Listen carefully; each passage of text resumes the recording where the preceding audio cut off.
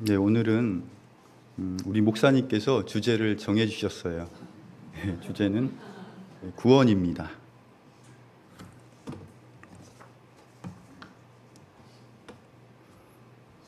우리 함께 기도드리겠습니다. 하나님 아버지, 이 시간 우리가 함께 은혜의 복음을 나눌 수 있는 귀한 시간 허락해 주셔서 감사드립니다.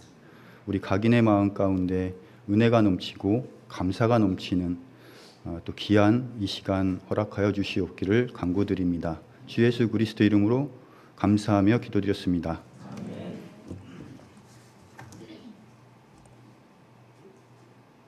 저희 어머니의 투병과 임종 과정을 지켜보면서 제가 두 구절의 성경 말씀이 떠올랐습니다. 하나는 푸른 마르고 꽃은 시드나 우리 하나님의 말씀은 영원토록 서리라. 베드로전서 1장 24절에도 똑같은 말씀이 있습니다. 그러나 뒤쪽에 우리 하나님의 말씀은 영원토록 서리라 라고 하신 말씀이 저에게 큰 위로가 되었습니다. 또 하나의 말씀은 우리 횟수의 날들이 70년이요 강건하면 80년이라도 그 횟수의 위력은 수고와 슬픔뿐이니 그 위력이 곧 끊어짐에 우리가 날아가 버리나이다. 7, 80년 사는 것이 사람의 인생이지만 그 인생은 온통 수고와 슬픔이 가득한 인생이고 그조차도 쏜살같이 빠르게 날아간다고 했습니다. 사람의 인생을 너무 잘 표현한 말씀이라고 생각됩니다.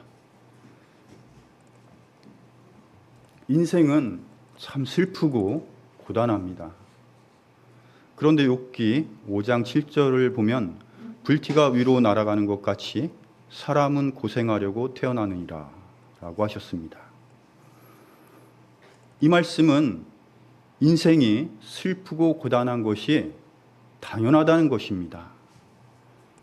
고난 없는 인생은 아예 없으며 불티가 위로 올라가는 것이 당연한 것처럼 세상에 태어난 사람은 고생하는 것 역시 특별한 것이 아니라 당연하다는 것이 성경 말씀입니다. 우리가 사는 이 세상은 아름답고 살기 좋은 세상이 아니라 저주가 넘치고 계속되는 고난 속에서 영원한 멸망을 기다리고 있는 그런 세상입니다. 물론 살면서 이런저런 즐거운 일들도 있습니다. 사랑하는 가족과 함께하는 행복한 시간이 있고 물질적인 풍요와 세상적인 권세와 나를 웃음짓게 하는 일들이 물론 많이 있습니다. 그렇지만 그 모든 것들은 잠시 지나가는 것들이고 죽음 앞에서 자신이 철저히 혼자라는 사실이 느껴질 때 스스로 아무런 소망도 없는 존재라는 것을 알게 될 것입니다. 그것이 재성을 가진 피조물로서 인간의 실존이며 현실이라고 할 수 있습니다. 이 세상은 인생의 행복을 찾는 곳이 아닙니다. 잘 먹고 잘 살다가 지옥에 가려고 사는 곳이 아닙니다. 먼저 하나님을 찾아야 하는 곳입니다. 하나님을 찾았을 때 나에게 닥친 저주가 풀리고 하나님의 생명에 속한 자로 거듭 태어날 수 있으며 비로소 인생에서 가장 큰 장벽이라고 할 수 있는 죽음의 문제를 해결할 수가 있습니다.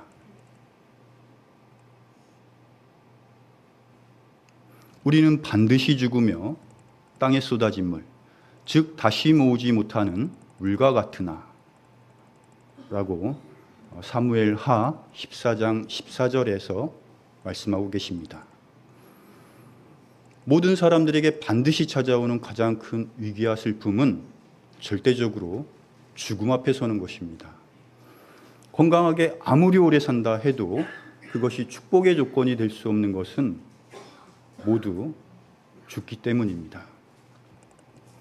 죽음이 나를 덮치는 순간 모든 기회가 사라집니다. 성경을 모르고 하나님을 모르고 예수 그리스도를 모른다면 아무리 착하게 열심히 살았다 해도 그 인생의 끝은 결국 두려운 죽음과 영원한 지옥의 형벌이 기다리고 있습니다. 그래서 은혜의 시대를 살아가는 모든 사람들은 주 예수 그리스도를 나의 구주로 믿고 받아들여야 합니다. 그것이 죄로 말미암아 죽었던 우리를 다시 살리는 유일한 하나님의 방법이며 우리에게 허락된 마지막 기회입니다. 그와 같이 사람이 열심히 착하게 살아도 멸망의 길로 갈 수밖에 없는 이유가 있습니다. 첫사람 아담으로부터 물려받은 죄의 본성과 그로 인해 죄들을 지을 수밖에 없는 죄인의 신분이 되었기 때문입니다. 죄에 대한 이야기를 하려면 죄와 죄들에 대한 구분이 먼저 필요합니다. 킹제임스 성경을 제외한 다른 성경들은 죄와 죄들에 대한 구분이 없다 보니 대부분 세상 교회에서는 그에 대한 분별도 정확하지 않고 성경에도 없는 원죄나 자범죄라는 말을 만들어서 사용하고 있습니다. 하지만 킹제임스 성경이나 헬라어 성경을 보면 죄와 죄들에 대한 분명한 구분을 하고 있기 때문에 우리는 성경대로 알고 성경대로 믿는 것이 필요합니다. 로마서 1장부터 8장까지는 죄와 죄들에 대하여 정확하게 설명하고 있습니다. 1장부터 5장 11절까지는 죄들을 언급하고 있으며 로마서 5장 12절부터 8장까지는 주로 죄에 대한 말씀을 하고 있습니다. 단수로 사용되는 죄는 아담으로부터 들어온 죄의 뿌리, 즉 본성적인 죄의 성품을 의미하고 있습니다. 로마서 6장 12절을 보면 죄는 육체 안에서 우리 육체가 범죄하도록 군림하고 지배하는 힘이라는 것을 알 수 있습니다. 아담으로부터 물려받은 인간의 본성적인 죄성을 성경은 단수의 죄라고 표현합니다. 복수로 사용되는 죄들은 행함으로 나타나는 세상 죄들, 즉 나 자신으로부터 나오는 외적인 죄의 열매들을 말합니다. 로마서 1장 29절에서 31절을 보면 사람이 짓는 죄들에 대해서 열거를 하고 있습니다. 말씀과 같이 외적으로 드러나는 불법들을 성경은 죄들이라고 표현하고 있습니다. 간단히 정리를 하면 죄는 아담으로부터 물려받은 본성적인 죄의 성품을 말합니다. 죄들은 삶 속에서 실제적으로 드러나는 죄의 열매들을 말하고 있습니다. 구약에서는 죄와 죄들에 대한 구분이 명확하지 않지만 신약에서는 분명하게 구분되어 있으며 모두 죄들의 용서라고 표현되어 있습니다.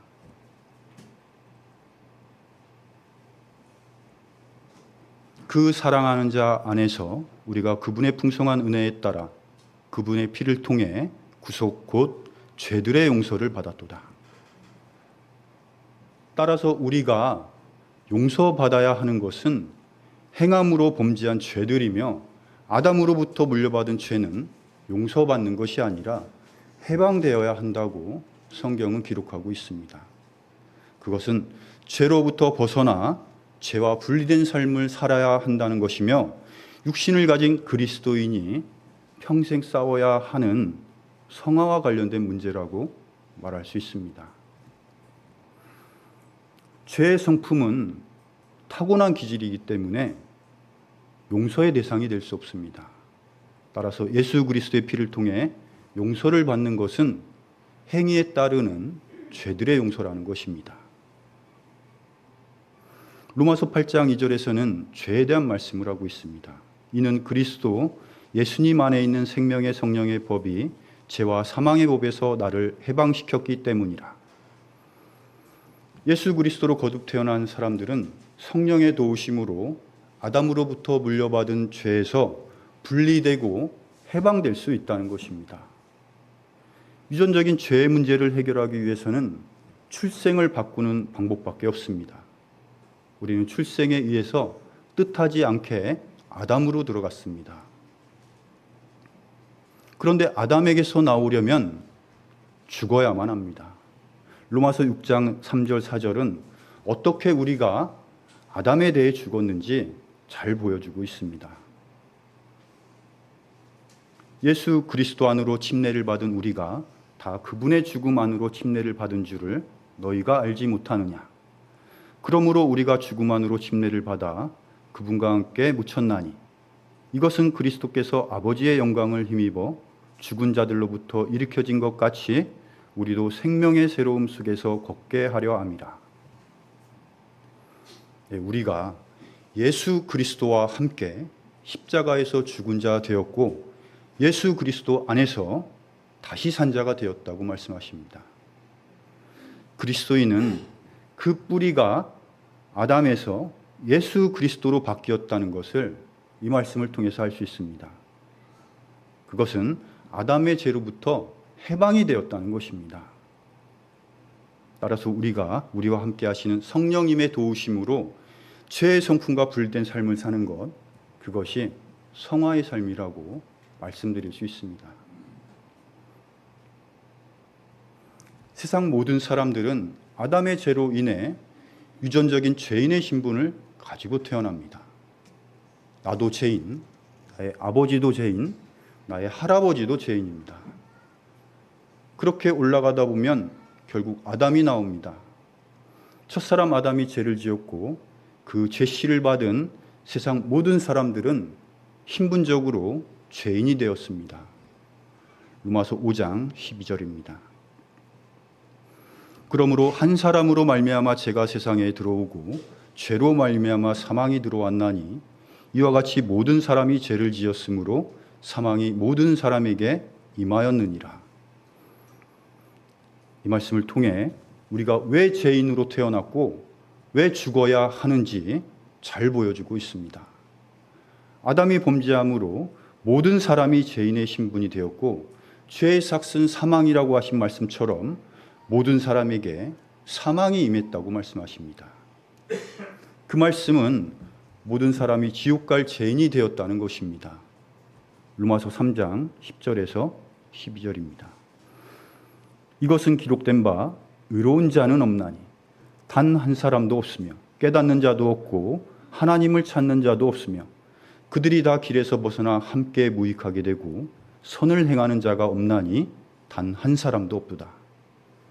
이 말씀은 세상 모든 인간들을 향한 하나님의 최종 선언이며 인간의 어떤 수고와 노력으로도 자신을 구원하거나 위롭게 될 수 없다는 성경적 결론입니다. 그것이 우리의 상태이며 본질이기 때문에 우리 자신에게는 아무런 소망이 없습니다. 모든 사람은 태어날 때부터 죄인의 신분으로 태어납니다. 사람이 죄를 지어서 죄인 되는 것이 아니라 날 때부터 물려받은 죄로 인해 사망이 찾아오고 죄의 성품으로 인해 죄들을 지을 수밖에 없는 것입니다.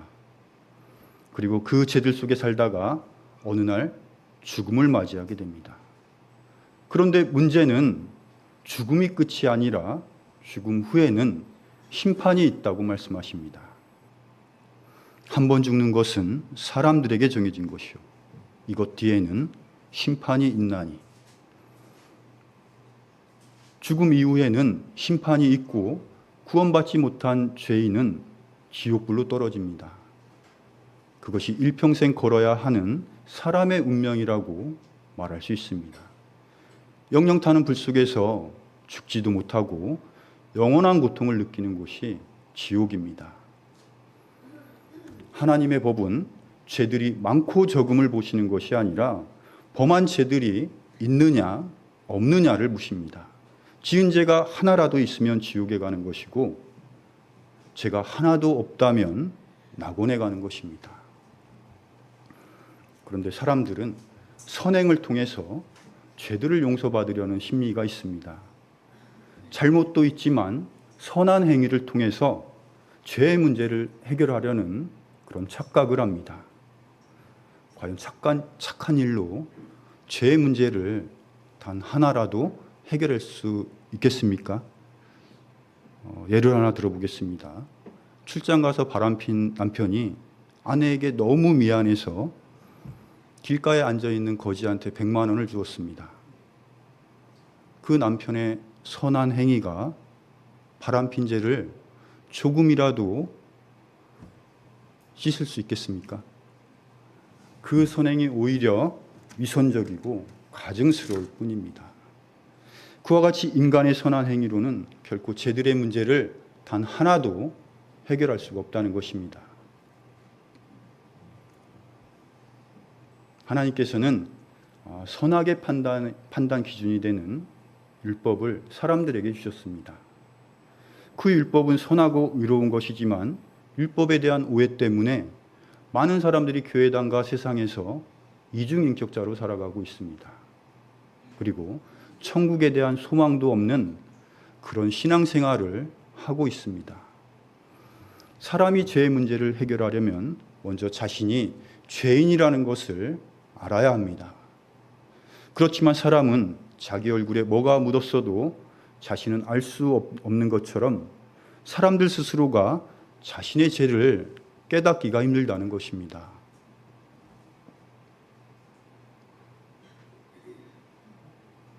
그래서 하나님께서는 우리에게 자신의 죄를 비춰볼 수 있는 거울을 주셨는데 그것이 바로 율법입니다. 로마서 3장 19절 20절입니다. 이제 우리가 알거니와 율법이 어떤 것들을 말하든지 그것은 율법 아래 있는 자들에게 말하나니 이것은 모든 입을 막아 온 세상이 하나님 앞에서 유죄가 되게 하려 함이니라. 우리 그 다음부터 우리 함께 읽어보도록 하겠습니다. 그러므로 율법의 행위로는 어떤 육체도 그분의 눈앞에서 의롭게 될 수 없나니 율법으로는 죄를 알게 되느니라. 하나님께서 율법을 우리에게 주신 이유를 말씀하고 계십니다. 율법을 우리에게 지키라고 주신 것이 아니라 그것을 지킬 수 없음을 알고 스스로 죄인임을 깨달으라고 우리에게 율법을 주셨다는 것입니다. 우리나라 형법이 372개입니다. 그중 몇 개를 어겨야 처벌을 받겠습니까? 한 개만 어겨도 처벌을 받습니다. 하나님께서 우리에게 주신 율법이 613개입니다. 그중 하지 말라고 하신 율법이 365개이고 하라고 한 것이 248개입니다. 613개의 율법 중에서 몇 개를 어겨야 지옥에 가겠습니까? 한 개만 어겨도 지옥에 갑니다. 율법은 하나님의 기준으로 만든 법이기 때문에 사람은 결코 그것을 모두 지킬 수가 없습니다. 율법은 스스로 죄인이라는 것을 깨달으라고 우리에게 주셨다는 것입니다. 율법으로는 죄를 알게 되느니라. 사람이 율법을 지키려는 노력보다 더 중요한 것은 율법을 통해 자신이 죄인이라는 사실을 아는 것입니다. 스스로 죄인이라는 것을 알아야 올바른 회개도 할 수가 있습니다.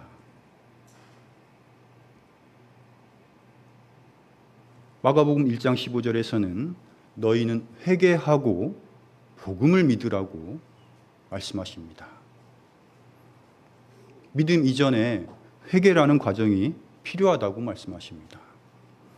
어떤 사람들은 회개를 말할 때 어린 시절 부모님 돈 훔쳤던 일, 또 친구와 싸웠던 일, 누군가를 시기하고 미워했던 일, 거짓말했던 일들과 같은 구체적인 일들을 생각하며 회개를 했다고 합니다.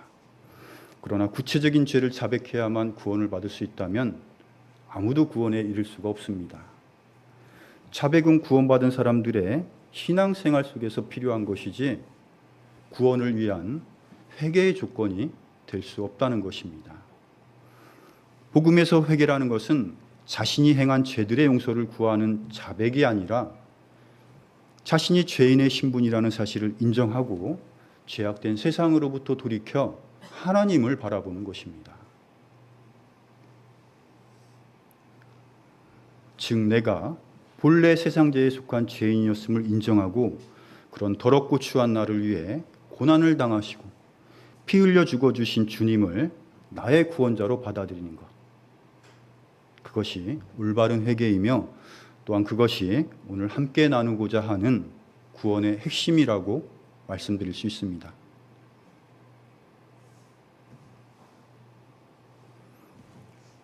우리 인생 중에서 가장 중요한 사건은 절대적으로 구원입니다. 그런데 그렇게 중요한 구원의 대상이 무엇인지 많은 그리스도인들이 정확하게 알지 못합니다.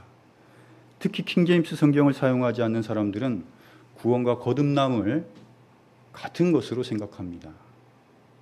물론 구원과 거듭남은 동일선상에서 이루어지지만 성경은 구원과 거듭남을 구분하고 있습니다.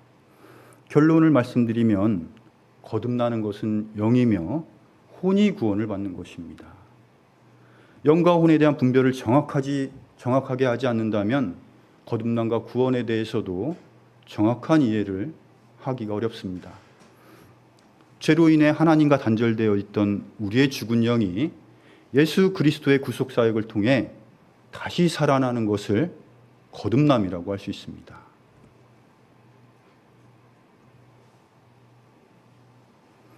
내가 내게 이르기를 너희가 반드시 다시 태어나야 하리라. 한 것에 놀라지 말라. 사람이 다시 태어난다는 것은 영적 출생을 말합니다. 창세기 2장 7절에서 하나님께서 생명의 숨을 콧구멍에 불어 넣으셨다고 하셨는데 그 생명의 숨이 영입니다. 하나님께서 그 생명의 숨을 거두시면 영은 행위에 따라 심판을 받는 것이 아니라 하나님께로 돌아간다고 했습니다.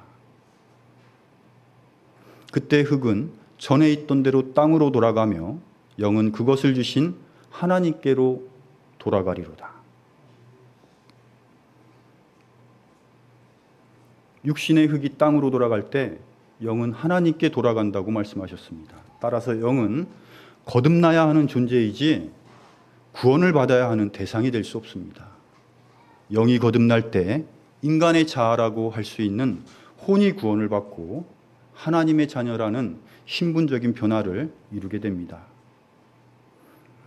이는 너희가 너희 믿음의 결말 곧 너희 혼의 구원을 받았기 때문이라. 성경은 한결같이 혼이 구원을 받는다고 말씀하고 있습니다. 우리가 예수 그리스도를 통해 구원을 받는다는 것은 영이나 영혼이 아니라 혼이 구원을 받는 것입니다. 하나님께서는 세상 모든 사람이 구원을 받고 진리를 아는 데 이르기를 원하신다고 말씀하셨습니다. 그분은 모든 사람이 구원을 받고 진리를 아는 데 이르기를 원하시느니라. 한 하나님이 계시고 하나님과 사람들 사이에 한 중재자가 계시니 곧 사람이신 그리스도 예수님이시라.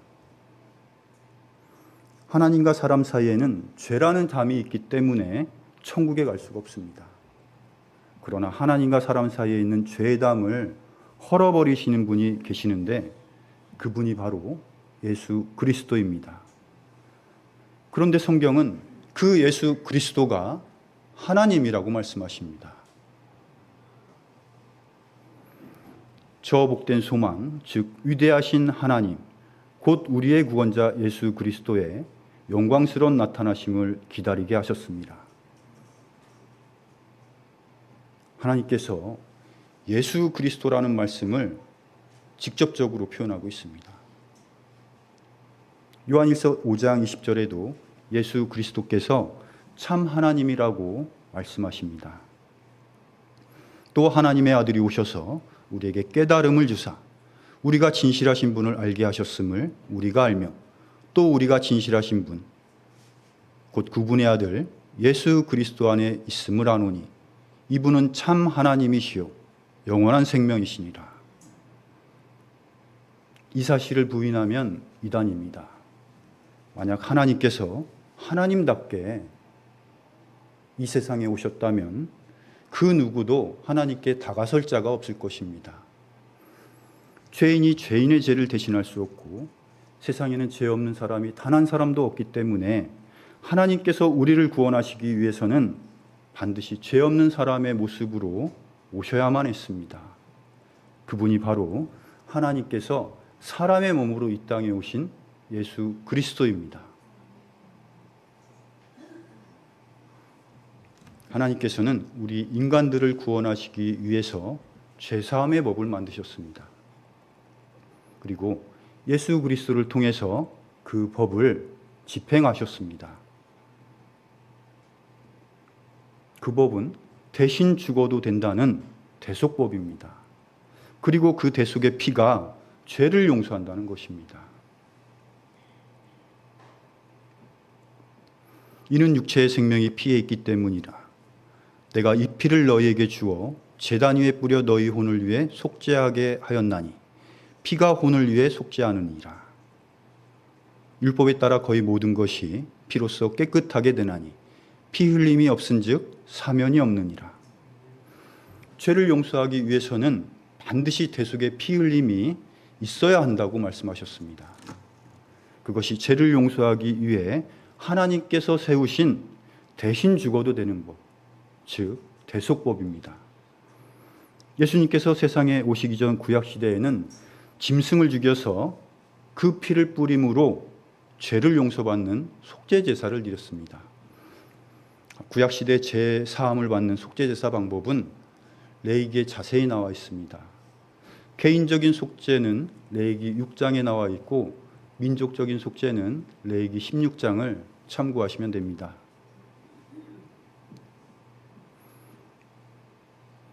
대속법에 의한 속죄제사는 대신 죽어야 합니다. 그리고 반드시 피 흘림이 있어야 합니다. 그리고 그 피를 통해 죄들의 용서를 받습니다. 구약시대에는 짐승이 사람을 대신하여 피 흘려 죽음으로 1년 동안 지은 죄를 용서받았습니다. 그것이 구약의 대속법입니다. 그러나 구약의 제사법에는 문제가 있습니다. 대상이 이스라엘 민족으로 한정되어 있었고 1년에 한 번씩 죄를 용서받아야 했기 때문에 반복적인 제사를 드려야만 했습니다. 또한 짐승의 피로는 완전한 제사함을 이룰 수가 없었습니다. 그래서 히브리서 10장 4절에서는 황소와 염소의 피로는 죄들을 제거함이 불가능하다고 말씀하셨습니다. 그렇게 구약의 속죄제사는 예수 그리스도를 통한 제사함의 모형이며 그림자였습니다. 우리 시대는 모형이 아니라 예수 그리스도라는 실체가 있기 때문에 구약 시대처럼 반복적인 제사를 드릴 필요가 없습니다. 죄 용서의 대상이 이스라엘 민족에서 세상 모든 사람이 되었고 1년에 한 번씩 반복적으로 드렸던 것을 단 한 번 드려짐으로 영원한 속죄를 이루셨으며 짐승을 제물로 드렸던 것을 하나님께서 사람의 몸으로 이 땅에 오신 죄 없는 예수 그리스도가 드려짐으로 완전한 속죄를 이루셨습니다. 염소와 송아지 피가 아니라 자기 피를 힘입어 단 한 번 거룩한 곳에 들어가사 우리를 위하여 영원한 구속을 얻으셨느니라. 예수님의 피로 단 한 번에 우리를 영원히 구속하셨다고 말씀하셨습니다.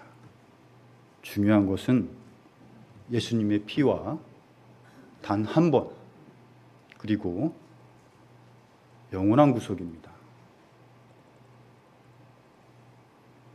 이처럼 예수 그리스도의 피로써 사람들과 새롭게 세우신 영원한 언약이 있습니다. 또 내가 그들의 죄들과 불법들을 다시는 기억하지 아니하리라 하셨느니라. 이제 이것들의 사면이 있는 곳에서는 다시는 죄로 인한 헌물이 없느니라. 하나님께서는 다시는 우리의 죄들을 기억하지 않는다고 말씀하셨습니다. 그리고 다시는 제사함을 받기 위해 속죄 제사를 드릴 필요가 없다고 말씀하셨습니다. 나는 내 자신을 위하여 내 범죄들을 지어버리는 자니 내가 내 죄들을 기억하지 아니하리라. 하나님께서는 우리 죄들을 기억하지 않는다고 말씀하셨습니다. 예수 그리스도께서 우리 죄들을 대신하여 단 한 번 피 흘려 죽어주심으로 다시는 우리 죄들을 기억하지 않는다고 말씀하셨습니다. 예수 그리스도께서 세상 모든 죄들을 대신하여 십자가에서 피 흘려 죽어주심으로 나의 모든 죄들과 우리의 모든 죄들을 용서하셨습니다. 예수님께서 돌아가시기 전에 다 이루었다라고 하셨습니다. 다 이루었다는 100% 완전히 우리 죄들을 용서했다는 말씀입니다. 하나님께서는 예수 그리스도의 피로써 우리의 모든 죄를 용서하셨습니다. 예수 그리스도의 피로써 우리의 죄를 완전히 덮어주셨습니다. 십자가 위에 계신 예수님은 세상 모든 사람들의 죄와 허물을 대신 뒤집어 쓴 저주받은 인간의 대표였습니다. 그리스도께서 우리를 위해 저주가 되사 율법의 저주에서 우리를 구속하셨으니 기록된 바 나무에 달리는 모든 자는 저주 받았느니라 하였느니라. 예수님께서 세상 죄들을 담당한 저주받은 대속제물이 되어주셔서 피 흘려 죽어주심으로 우리를 모든 죄들에서 깨끗하게 하셨습니다. 바로 이 뜻으로 말미암아 예수 그리스도의 몸이 단 한 번 영원히 드려짐을 통해 우리가 거룩히 구별되었노라. 예수 그리스도께서 단 한 번 영원히 드려짐으로 죄들에서 우리를 깨끗하게 하셨다고 말씀하셨습니다. 예수 그리스도께서 나의 모든 죄들을 대신하여 죽으심을 알고 믿는 것, 그것이 구원입니다. 2000년 전에 예수님께서 이 땅에 오셔서 세상 모든 죄들을 대신하여 십자가에서 돌아가셨습니다. 현재 나를 기준으로 본다면 과거에 수많은 사람들이 살다가 죽었습니다. 그리고 앞으로도 많은 사람들이 태어날 것입니다. 과거에 살았던 사람들과 미래에 태어날 사람들의 죄들뿐만 아니라 현재를 살고 있는 나의 모든 죄들도 2000년 전에 예수님께서 모두 가져가셨습니다. 예수님께서 세상에 오신 2000년 전에 나의 모든 죄들을 예수님의 피로 완전히 덮어주셨습니다.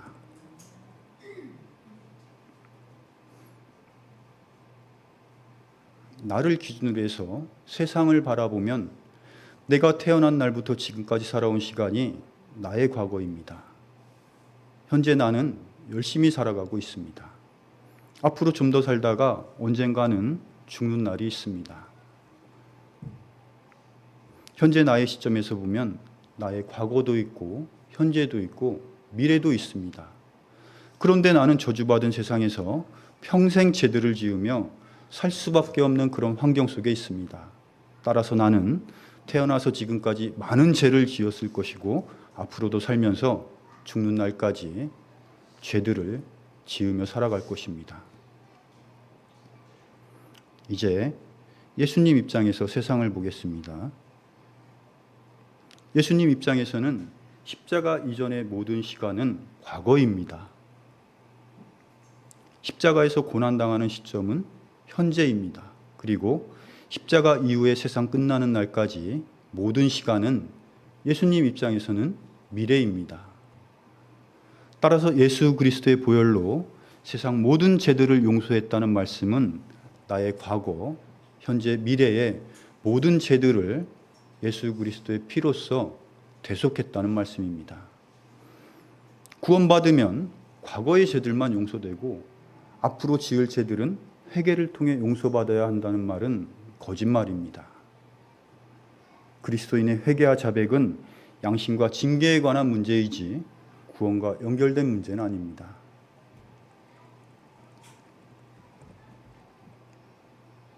하나님께서는 예수 그리스도의 피를 통해 단 한 번 완벽하게 제사함을 이루셨습니다. 예수 그리스도의 몸이 단 한 번 영원히 드려짐을 통해 우리가 거룩히 구별되었도다. 그리스도의 피가 우리의 모든 죄를 덮었습니다. 우리가 예수 그리스도의 하신 일을 믿음으로 예수님의 피가 우리 죄들을 덮었습니다. 하나님께서는 예수님의 피로 덮여있는 우리 죄들을 더 이상 바라보지 않겠다고 약속하셨습니다. 자, 그렇다면 이제 이 세상에서 지옥 갈 죄는 단 한 가지뿐입니다. 요한복음 16장 9절입니다. 죄에 대하여라 함은 그들이 나를 믿지 아니하기 때문이요. 이 세상에서 지옥 갈 죄는 딱 하나뿐입니다. 믿지 않는 것입니다.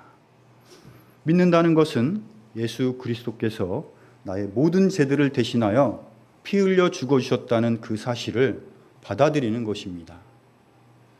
그 사실을 믿지 않는 것, 그것이 지옥 가는 유일한 방법입니다. 구원의 조건도 마찬가지입니다. 믿음으로 혼의 구원을 받는 것입니다. 이는 너희가 너희 믿음의 결말, 곧 너희 혼의 구원을 받았기 때문이라. 이사야서 53장 5절에서 6절 말씀입니다. 우리 이 말씀 보이시죠? 우리 함께 읽도록 하겠습니다. 그는 우리의 범법들로 인해 부상을 당하고 우리의 불법들로 인해 상하였노라. 그가 징벌을 받음으로 우리가 화평을 누리고 그가 채찍에 맞음으로 우리는 다 양 같아서 길을 잃고 각각 자기 길로 갔거늘 주께서는 우리 모두의 불법을 그에게 담당시키셨도다. 우리 모두의 죄들, 세상 모든 죄들 속에는 나의 죄들도 포함되어 있습니다. 예수 그리스도는 내 죄들을 대신하여 십자가에서 고난을 받으시고 피 흘려 죽어주셨습니다. 우리가 그 사실을 마음으로 받아들인다면 누구나 구원을 받을 수가 있습니다. 하나님께서는 세상 모든 사람들에게 구원이라는 선물을 주셨습니다. 그러나 선물은 받을 때 내 것이 될 수 있습니다. 구원도 마찬가지로 받을 때 내 것이 됩니다. 너희가 믿음을 통해 은혜로 구원을 받았나니 그것은 너희 자신에게서 난 것이 아니요 하나님의 선물이라. 예수 그리스도의 하신 일을 믿음으로 구원을 받는다고 했습니다. 그리고 그 구원을 하나님의 선물이라고 했습니다. 구원을 위해 우리가 해야 되는 일은 예수 그리스도의 하신 일을 믿는 것이고 구원의 선물을 받는 것입니다. 사람에게는 선택에 대한 자유의 의지가 있고 하나님의 선물을 받고 천국에 가는 것은 각자의 의지적인 선택과 결단이라고 할 수 있습니다. 내가 하나님의 선물을 받았을 때 성령께서 내 안에 내주하시는 놀라운 일이 일어나고 하나님의 자녀라는 신부적 변화와 완전한 몸의 부활과 영존하는 생명을 얻게 되는 것입니다. 우리가 그렇게 한 번 받은 구원은 결코 다시 잃을 수가 없습니다. 내가 확신하노니 사망이나 생명이나 천사들이나 정사들이나 권능들이나 현재 있는 것들이나 장래에 있을 것들이나 높음이나 깊음이나 다른 어떤 창조물이라도 능히 우리를 그리스도 예수 우리 주 안에 있는 하나님의 사랑에서 떼어놓지 못하리라. 이 세상 그 무엇도 우리를 그리스도 우리 주 예수 그리스도 안에 있는 하나님의 사랑에서 떼어놓을 수 없다고 말씀하셨습니다. 결코 잃을 수 없도록 봉인하신 분이 바로 하나님이십니다. 너희도 진리의 말씀 곧 너희의 구원의 복음을 들은 뒤에 그분을 신뢰하였고 너희가 믿은 뒤에 또한 그분 안에서 약속의 저 거룩하신 영으로 봉인되었느니라. 하나님께서 봉인하셨습니다. 나는 흔들릴 수 있지만 하나님은 흔들리지 않습니다. 그래서 우리의 구원은 안전합니다. 그분께서는 우리의 범죄로 인하여 넘어지셨으며 우리의 칭의를 위하여 다시 일으켜지셨느니라. 예수님께서는 우리 죄들로 인하여 십자가에 돌아가셨고 우리를 의롭다 하시기 위해 다시 살아나셨습니다. 부활은 바로 우리의 거듭남과 구원의 핵심입니다. 주님의 부활이 없었다면 영의 거듭남과 혼의 부활은 있을 수가 없습니다. 예수 그리스도의 부활은 예수님 혼자만의 부활이 아니라 바로 믿는 자들의 영을 거듭나게 하는 생명을 주는 부활이었습니다. 하나님 곧 우리 주 예수 그리스도의 아버지를 찬송하리로다. 그분께서는 자신의 풍성하신 궁율에 따라 예수 그리스도를 죽은 자들로부터 부활하게 하심으로 우리를 다시 낳으사 산 소망에 이르게 하시며, 성경은 우리 영의 거듭남이 예수 그리스도의 부활의 결과라고 설명하고 있습니다.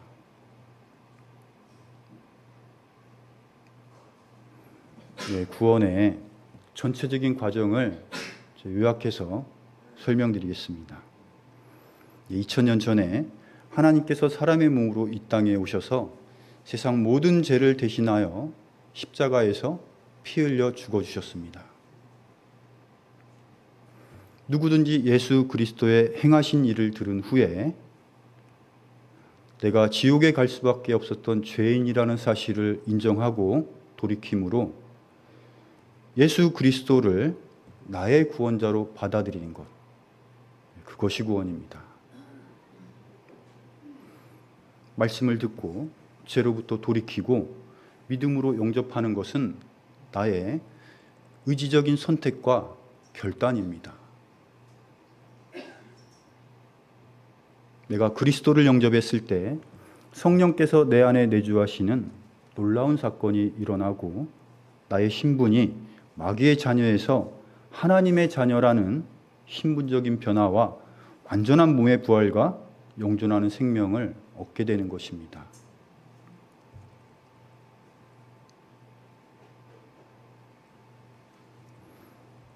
그분을 받아들인 자들, 곧 그분의 이름을 믿는 자들에게는 다 하나님의 아들이 되는 권능을 그분께서 주셨으니 이들은 혈통으로나 육신의 뜻으로나 사람의 뜻으로 나지 아니하고 오직 하나님에게서 태어난 자들이니라.